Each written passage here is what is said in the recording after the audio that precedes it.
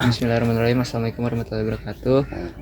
Perkenalkan, kami dari mahasiswa Untirta. Di sini kami bersama dengan narasumber kami. Perkenalkan, nama saya Izas. Nama saya Muhammad Gindu Rahman. Dan saya dengan Pak Danya dari Poktan Jabun Adiasa Mandiri. Barangkali ada pertanyaan, mau? Oke. Baik, sebelumnya Pak, kita ingin menjelaskan kita saat ini akan melakukan wawancara terkait sumber daya pertanian, di mana kita mengambil tema awal ini adalah tentang perairan. Dan kita berfokus pada deflasi ya. Deflasiasi. Apa deflasiasi? Deflasiasi itu terkait kekurangan air ataupun ketersediaan airnya, Pak.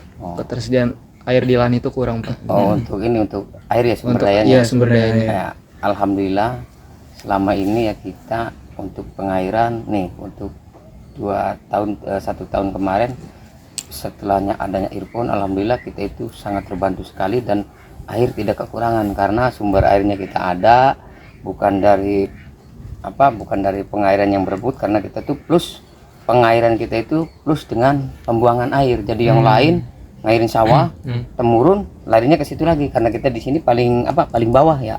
Dari sana satu sungai. Cuma yang di sana kan ditambah belok ke sawah, tambak lagi, bikin pintu belok ke sawah. Nah, alhamdulillah kita itu kurang lebih 3 meter kedalamannya. Jadi kita tidak ada kendala. Kalau dulu kita banyak kendala karena suka ditambak atasnya, karena kita udah lama kerjasama dengan TNI, apalagi sekarang dikawal dengan Polri juga. Jadi kita itu kalau ada kendala kita tinggal melaporkan agar air tersebut bisa dibagi dan nanti petugas yang turun. Alhamdulillah udah 2 tahun ini aman air mah, karena sumber air kita itu yaitu tadi kita nggak perebut dengan yang lain, karena yang lain ngairin sawah, sesanya pun turun lagi ke sungai itu, dan sesa pembuangan pun itu udah larinya ke situ, jadi kita aman air. Cuman lahan kita ya lahan ada hujan, tapi kita ada earpomp. Berarti itu ada nggak ada sistem irigasinya gitu? Nggak ada. Jadi kita bikin sistem irigasinya itu pakai selang, paralon, dan solokan bikin sendiri. Gitu iya, kayak saluran cacing itu kan. Tapi kalau di musim kemarau sendiri itu upaya untuk menghemat airnya kayak gimana, Pak? Nah, kalau untuk musim kemarau ya kita menghemat airnya itu harus diatur. Dari sini kita lap semua nih, diairin semua udah beres. Nah, kita stop. Nah, dari 1 minggu kita airin lagi. Jadi kita nggak harus setiap hari. Begitu sudah nggak kelihatan ukuran 5 sampai 7 cm, kita stop airnya. Jadi kita udah setelan di galangan itu. Jadi peran si trimesin itunya tuh paling utama ya, Pak ya? Iya, jadi kita cari yang paling tinggi, curahkan di situ. Nanti kan bisa terbagi. Ini nggak, Pak, akhir-akhir ini penggunaan air itu ada pengukuran sendiri nggak, Pak? Kayak misalkan berapa jam gitu? Oh, kalau musim kemarau memang agak nambah karena kan terkikisnya dengan udara ya, dengan hawa panas. Jadi itu kan cepat surut. Bedanya dengan agak redam itu agak awet. Tapi kalau misalkan air-air ini penggunaan airnya efisiensi atau penambahan gitu, Pak? Kita masih full artinya karena kita kan lancar ya, karena hujan ini kan belum gede, kita belum segini, jadi kita full. Oh, seperti biasa? Iya, seperti biasa pengisiannya. Dan kita sudah punya takaran sendiri, ada perkiraan. Oh, udah sekian, udah jangan terlalu berlebihan. Kalau berlebihan kurang bagus. Contoh kalau padi kan kurang beranak. Oh iya sih, benar. Itu biasanya dalam pengisiannya itu dihitung dalam waktu tertentu gitu nggak, Pak? Misalkan ngisinya petakan sejam ini ya. Jadi atau ngelihat dari rata-rata aja gitu, dari itu wujudnya. sudah kelihatan. Nah, terus makanya dari kita ada berapa ratus petaknya sudah ada setelan. Jadi ini penuh, biarkan 3 hari 5 hari juga, nanti kalau penuh dia akan turun sendiri. Di kita sudah ada kayak waterpass gitu kan. Oh, jadi kalau disetel. Nah, iya, jadi ukuran misalnya 7 cm. Lebih dari 7 cm dengan sendirinya akan turun. Penuh lagi petakan ini dengan sendirinya akan turun. Jadi sudah terbagi sendiri. Kita sistemnya seperti itu. Buat irigasi sendiri tuh sering mengalami kualitas pencemaran air gitu nggak, Pak? Atau masih kayak fokus pada air hujan gitu untuk menampungnya? Ada pencemaran lain gitu? Ada. Kalau pencemaran kan kita kan terutama kan limbah tahu, limbah tempe terutamanya ya. Limbah dari Polda juga akan masuk gitu. Kadang airnya kan hitam. Tapi kalau untuk tanaman padi nggak ada masalah, bahkan lebih bagus karena itu kan pupuk organik maksudnya. Tapi kalau di sini pernah ngalamin kekurangan air nggak, Pak? Pernah waktu El Nino. Iya, berarti itu karena penyebabnya sumber di atasnya juga iklim, kan kering. ya? Iya. Dan kita pun sudah dikasih tahu. Jadi kita pun menanam palawija ataupun padi itu sudah ancang-ancang. Jadi kita jangan memaksakan, karena itu El Nino itu kan sudah dipantau langsung dari pemerintah kan, dan disebarkan ke kita kayak kelompok tani segala macam itu kan. Hati-hati nih El Nino.